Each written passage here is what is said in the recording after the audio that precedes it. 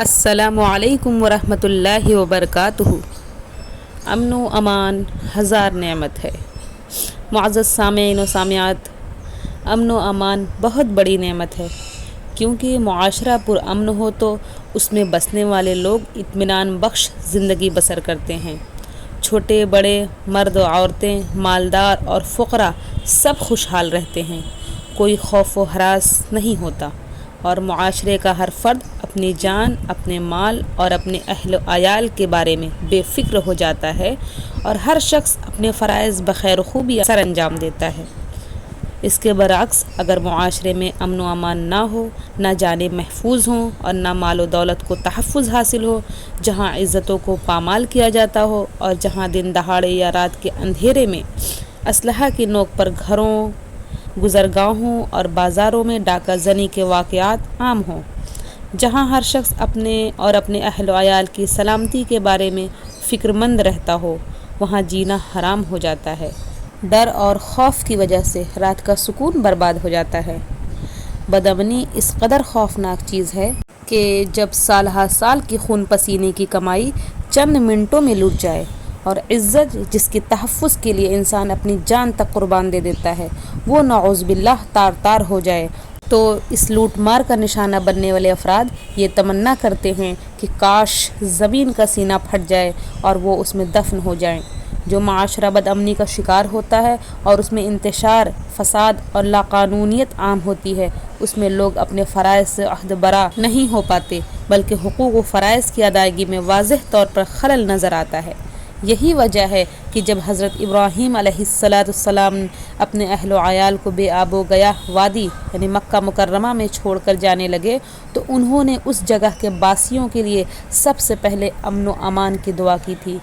ارشاد باری تعالیٰ ہے، وَإِذْ قَالَ إِبْرَاهِيمُ رَبِّ اجْعَلْ هَٰذَا بَلَدًا آمِنًا وَارْزُقْ أَهْلَهُ مِنَ الثَّمَرَاتِ مَنْ آمَنَ مِنْهُمْ بِاللَّهِ وَالْيَوْمِ الْآخِرِ۔ اور جب ابراہیم علیہ السلام نے دعا کی کہ اے میرے رب، اس جگہ کو امن کا شہر بنا دے، اور اس کے رہنے والوں میں سے جو اللہ پر اور آخرت کے دن پر ایمان لائیں انہیں پھل عطا فرما، چونکہ غذائی اشیاء کی فراوانی اور امن و امان یہ دونوں کسی بھی معاشرہ کی کامیابی کے لیے ضروری عناصر ہیں۔ اس لیے حضرت ابراہیم علیہ السلام نے اللہ تعالیٰ سے یہ دونوں چیزیں طلب کی، اور سب سے پہلے انہوں نے اللہ تعالیٰ سے مکہ مکرمہ کو پرامن شہر بنانے کی دعا کی، اس کے بعد اہل مکہ کے لیے پھلوں کی دعا کی۔ اس سے آپ اندازہ کر سکتے ہیں کہ معاشرہ کی فلاح و بہبود کے لیے جہاں اشیاء خورد و نوش کی فراوانی کی اہمیت ہے، وہاں امن و امان کی اہمیت بھی اس سے کم نہیں ہے۔ اسی طرح اللہ تعالیٰ نے قریش مکہ کو بھی انہی دونوں نعمتوں کا ذکر فرما کر اپنی عبادت کا حکم دیا۔ فَلْيَعْبُدُوا رَبَّ هَٰذَا الْبَيْتِ الَّذِي أَطْعَمَهُم مِّن جُوعٍ وَآمَنَهُم مِّن خَوْفٍ، پس وہ اس گھر یعنی خانہ کعبہ کے رب کی ہی عبادت کریں جس نے انہیں بھوک میں کھلایا اور خوف سے امن دیا۔ اور نبی کریم صلی اللہ علیہ وسلم نے بھی انہی دونوں نعمتوں کے ساتھ صحت و تندرستی کی نعمت کا ذکر فرما کر یہ ارشاد فرمایا کہ جس کے پاس یہ تینوں نعمتیں موجود ہیں تو وہ دنیا کا سب سے کامیاب انسان ہے، گویا اس کے لیے پوری دنیا جمع کر دیا گیا۔ معزز ناظرین و ناظرات، اس وقت عالم اسلام کے متعدد ممالک میں قتل و غارت گری کا بازار گرم ہے۔ آئے دن بم دھماکوں اور خودکش حملوں کے افسوسناک واقعات رونما ہو رہے ہیں۔ ان دھماکوں کے نتیجے میں بے گناہ لوگ مارے جاتے ہیں، جائیدادیں تباہ و برباد ہو جاتی ہیں، سرکاری و غیر سرکاری مملوکہ اشیاء کو شدید نقصان پہنچتا ہے، حتیٰ کہ اب تو اللہ تعالیٰ کے گھر یعنی مساجد بھی محفوظ نہیں رہے، ان میں بھی دھماکے کیے جاتے ہیں، اور ان لوگوں کو نشانہ بنایا جاتا ہے جو اللہ تعالیٰ کے سامنے سر بسجود ہوتے ہیں۔ تو کیا بے گناہ لوگوں کو قتل کرنا جائز ہے؟ ہرگز نہیں۔ ایک مسلمان کو جان بوجھ کر قتل کرنا بہت بڑا گناہ ہے، چاہے جائے کہ متعدد مسلمانوں کو ایک ہی وقت میں قتل کر دیا جائے۔ قتل ناحق پوری انسانیت کے قتل کے مترادف ہے۔ اللہ تعالیٰ نے ایک انسان کے قتل کو پوری انسانیت کا قتل قرار دیا ہے۔ ایک مومن کے قتل میں اگر ساری دنیا کے لوگ شریک ہوں تو اللہ تعالیٰ سب کو جہنم رسید کر دے گا۔ روز قیامت سب سے پہلے خون کا حساب لیا جائے گا۔ رسول اللہ صلی اللہ علیہ وسلم کا ارشاد ہے کہ قیامت کے دن لوگوں میں سب سے پہلے خونوں کا فیصلہ کیا جائے گا۔ معزز ناظرین، جب مومن کا خون اس قدر حرمت والا ہے کہ اس کی حرمت شہر مکہ کی حرمت کی طرح ہے، جب ایک مومن کو ناحق قتل کر دینا دین اسلام میں جائز نہیں بلکہ یہ اتنا بڑا گناہ ہے کہ اس پر ہمیشہ ہمیشہ جہنم میں رہنے کی وعید سنائی گئی ہے،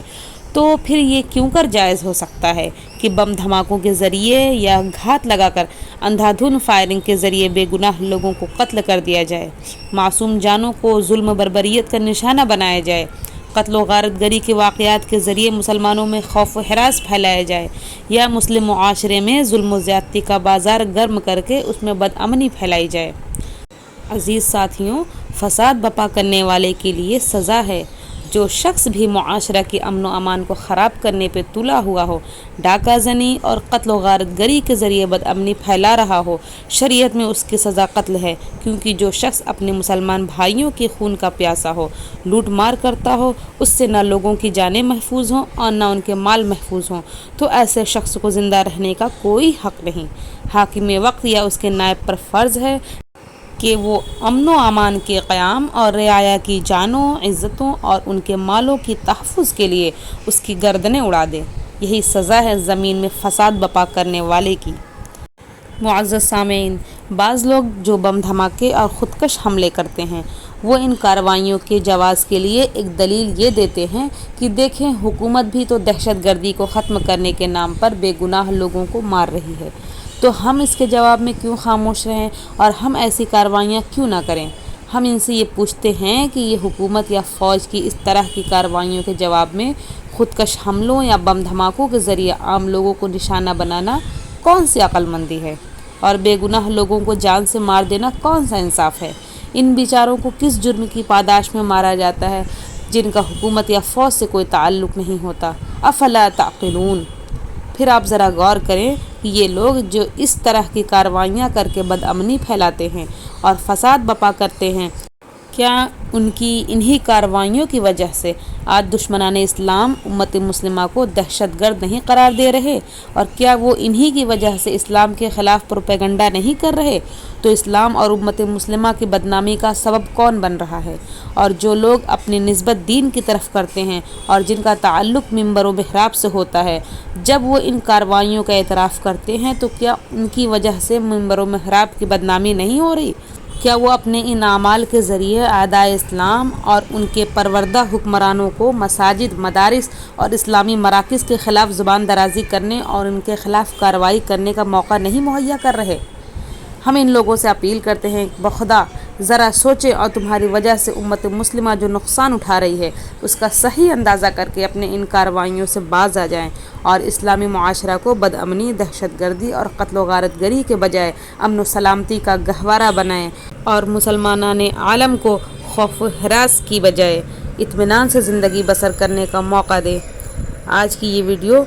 ہم اس دعا کے ساتھ ختم کرتے ہیں کہ اللہ تعالی ہم سب کو امن و امان نصیب کرے اور ہر ایک کی حفاظت فرمائے، آمین۔ السلام علیکم۔